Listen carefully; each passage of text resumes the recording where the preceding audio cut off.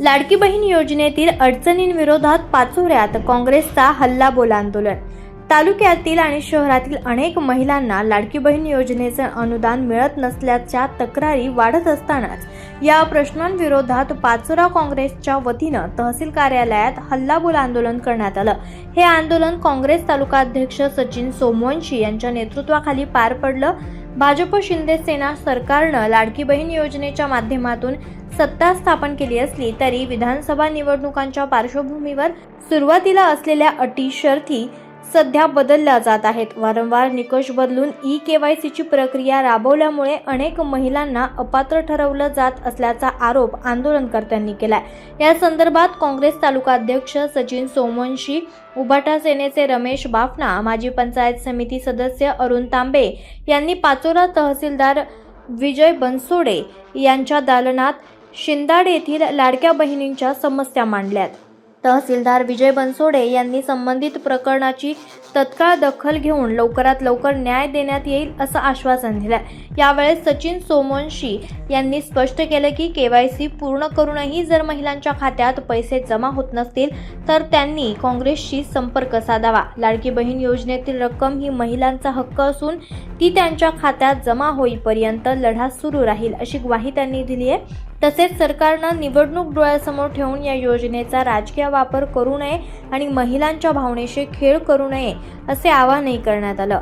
येणाऱ्या काळात लाडक्या बहिणींच्या हक्कासाठी काँग्रेस रस्त्यावर उतरून तीव्र आंदोलन करेल असा इशाराही यावेळेस देण्यात आलाय।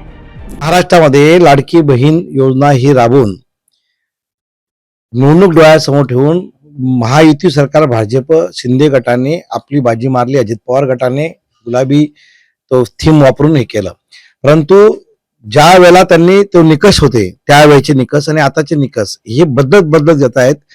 दर वर्षाला नव्हे तर दर 6 महिन्यानंतर 2-3 महिन्यानंतर की केवायसी करायला होत आहेत, त्याला 100 रुपये एका महिलेला लागत आहेत।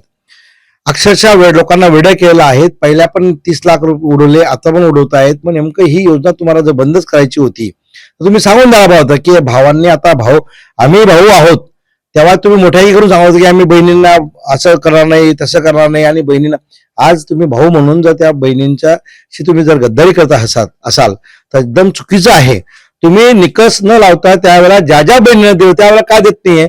आज देखील माझ्याकडे आम्ही पाचोरा तालुक्यामध्ये अनेक बहिणी ज्या आहेत त्या वंचित आहेत। केवायसी करून वनवन भटकत आहेत की आमचे पैसे का पडत नाहीये। मजबुरन या सरकारने ही जे धोरण आहे चुकीचं आहे।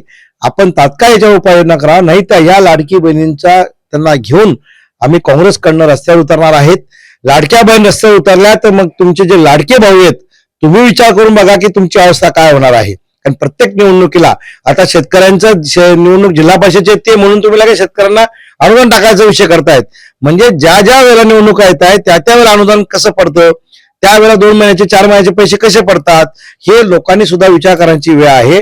लाडक्या बहिणीने देखील याचा विचार करायला पाहिजे की हे तुमचे लाडके नव्हते, हा पैसा काही कुणाचा नाही, हा हक्काचा पैसा आहे, हा प्रत्येक लाडकी बहिणीच्या घरातून गेला पैसा आहे। जीएसटीच्या माध्यमातून प्रत्येक लाडकी बहिणी सरकारला 10,000 रुपये भरते जीएसटीच्या माध्यमातून।